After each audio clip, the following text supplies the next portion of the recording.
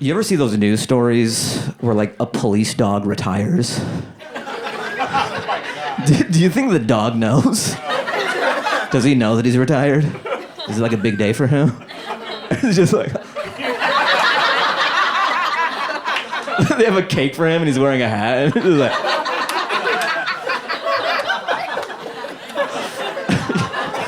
Do you think a few years down the line, another dog is like, you ever miss the action? Yeah, sometimes.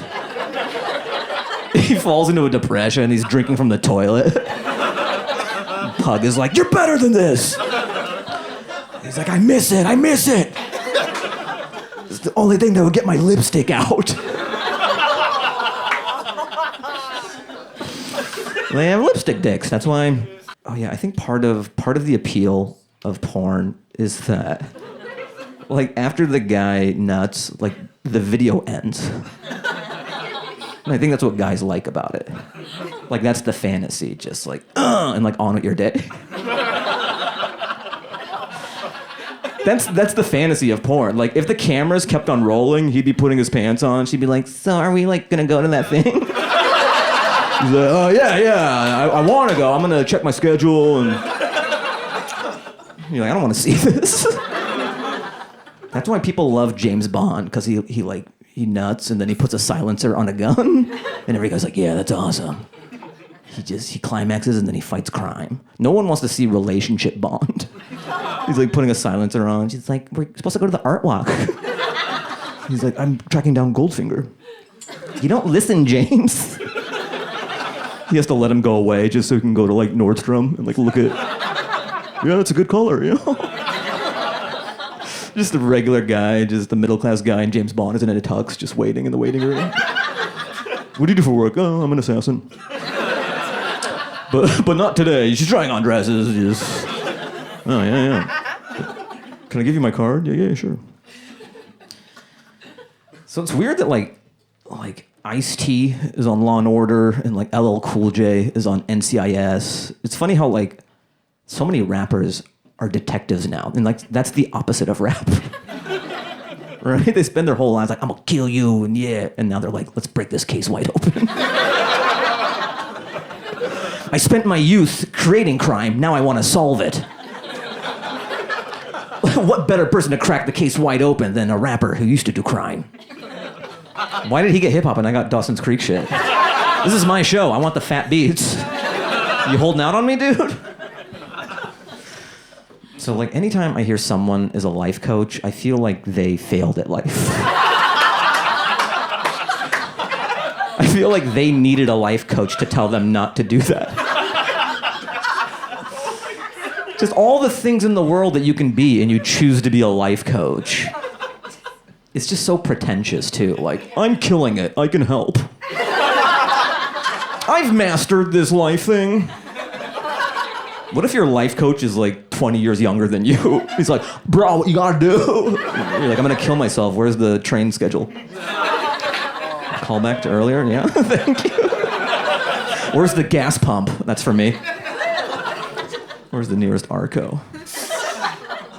Yeah, it's just so pretentious. Like, I've got the hang of this. I'm killing it at life. Here's what you gotta do. At least therapists are like, here are some tools you can use that maybe can help your life.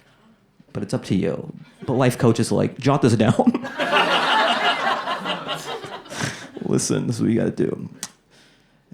So my parents, they're from Afghanistan, and like, yeah, okay, cool. Whoa, all right.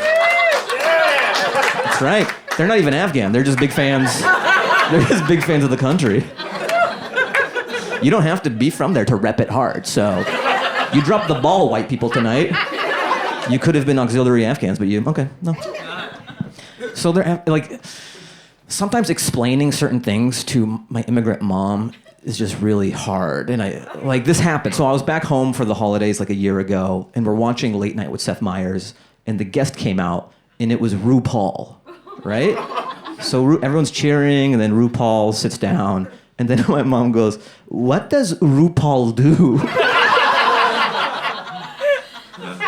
And I'm doing the math in my head. I'm like, okay, like, how do I explain RuPaul? How do I explain RuPaul to my Afghan mom? Even I barely know. I was born here. I was born in Seattle, and I can barely explain RuPaul to someone. So she's like waiting for me to give an answer as to what RuPaul does. And then I just go, never mind. That was my solution. Just never mind. Don't worry about it, Mom. Because I don't think it's ever going to come up in her life again. Like, this is the only RuPaul encounter. My mom is not going to come in handy. No one's going to, she's not going to be on, Family Feud. What does RuPaul do? And she's just staring daggers into me. You were supposed to tell me what RuPaul does.